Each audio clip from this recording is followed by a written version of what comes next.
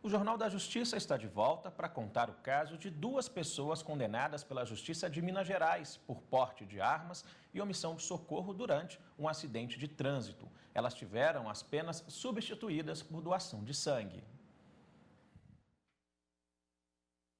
No Brasil, a doação de sangue deve ser voluntária, mas toda transfusão traz em si um risco ao receptor, seja imediato ou tardio, devendo, portanto, ser criteriosamente indicada. Não ter nenhuma doença infectocontagiosa conhecida, ter dormido bem na noite anterior, não ter ingerido bebida alcoólica nas últimas 12 horas, bem como não ter feito nenhuma atividade física nesse período recente. Mas quando se trata de um detento, o paciente tem acolhimento ainda mais rigoroso. Todos os candidatos, eles seguem os mesmos requisitos que eles estão postos na portaria que a gente segue, que é uma portaria nacional. E, na verdade, existem alguns casos, em que as pessoas precisam de passar algum período sem doar sangue. Então, esses candidatos vão estar sendo orientados sobre o período em que eles devem se afastar do ato da doação. Em Minas Gerais, 2 acusados foram sentenciados no final de setembro com penas entre 2 a 3 anos de reclusão.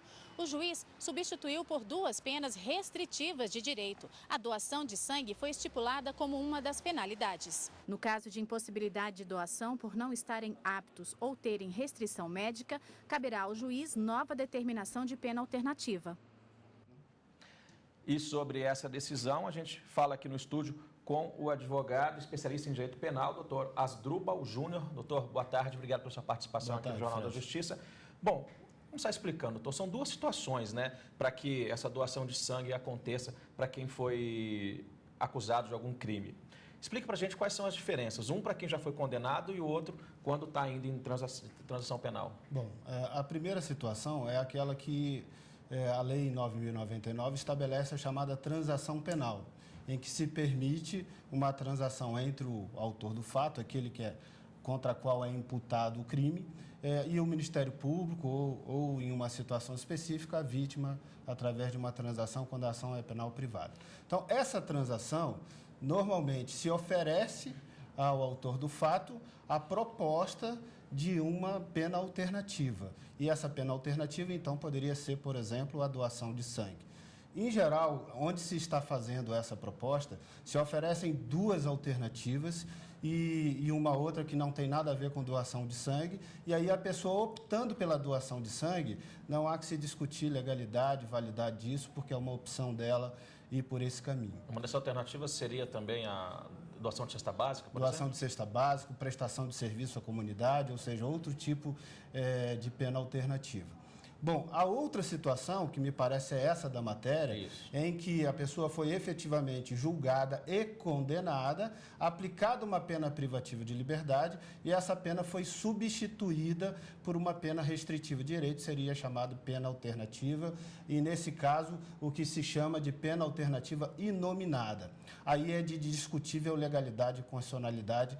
Por quê? Porque se está estabelecendo uma pena que não estava previamente prevista na legislação, isso viola o artigo 5º, inciso 39 da Constituição, e se está estabelecendo uma pena corpórea, em que há a invasão do corpo humano e não havendo essa anuência, isso é bastante questionável, até porque também pode estar ferindo um preceito de convicção religiosa. Há religiões que não admitem doação, transfusão de sangue, etc. Então, essa situação ela é delicada, de legalidade questionada, embora na grande maioria dos casos as pessoas vão achar que é uma vantagem e vão doar o sangue e pronto. Mas aquele que achar que não é uma vantagem, pode discutir através de uma apelação ou de um habeas corpus, que deve-se dar a ele uma outra alternativa que não essa, para que não se imponha ou a privação da liberdade ou a doação de sangue. Se ele não concorda com a doação de sangue, que lhe ofereça uma outra alternativa. Para ficar claro então, doutor, na transação penal, o acusado, ele pode se negar, então? Ele pode se negar. Quando ele já foi condenado... Até porque lá em São Paulo, onde está acontecendo esse tipo de proposta, o Ministério Público já, de forma cautelosa, oferece 2 alternativas. Uma delas é a doação de sangue, outra é outra prestação de serviço ou uma outra pena alternativa. Aí, se ele não concorda, ele pode aceitar a outra e o assunto fica resolvido. Mas e no caso do condenado? Aí é a determinação judicial, exatamente. Né? Por isso que é de constitucionalidade e legalidade questionável, e aquele que não concordar pode, através de uma apelação ou de um habeas corpus, requerer à Justiça que estabeleça outra pena alternativa, porque aquela implica em violação a alguns princípios constitucionais, entre os quais de ter a pena previamente combinada na lei, e nesse caso não está combinada na lei, e também de estar invadindo o seu corpo, naturalmente uma pena corpórea, que está indo contra o princípio da integridade física do preso. A gente pode dizer que essa doação de sangue seria um tipo de benefício, doutor, ou não?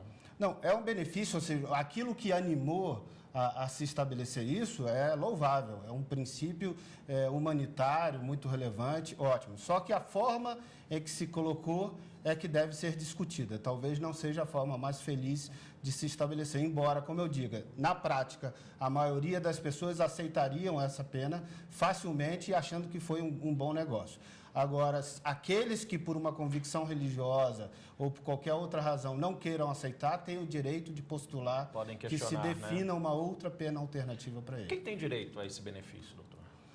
A lei estabelece que a substituição da pena, aí já falando desse segundo exemplo, a substituição da pena é para aquelas penas até 4 anos. Até 4 anos elas podem ser substituídas por uma pena alternativa, desde que presente os outros requisitos que a lei estabelece e que entenda que aquela pena, a substituição daquela pena é socialmente recomendável para aquele caso. Em sendo assim, ele tem direito a essa substituição. Agora, por qual vai substituir, está no papel do juiz fixar. O problema é o juiz fixar uma pena não prevista na lei e uma pena que implique em violação da integridade física do indivíduo. Doutor, no judiciário, entre os advogados, há dúvida sobre a eficácia desse benefício de doação de sangue? Não, nós pensamos, de um modo geral, que as penas alternativas são bastante positivas e há que se ter uma tendência até de crescer as possibilidades de se aplicar essa pena, porque a pena privativa de liberdade já demonstrou claros sinais de que não consegue atender àquela finalidade que a lei estabeleceu para ela. Então, é bacana que se tenha possibilidade de penas alternativas, mas deve-se construir penas alternativas que tenham pleno amparo na lei e na Constituição, para que não se caminhe também por uma solução que efetivamente corresponda à violação da ordem jurídica.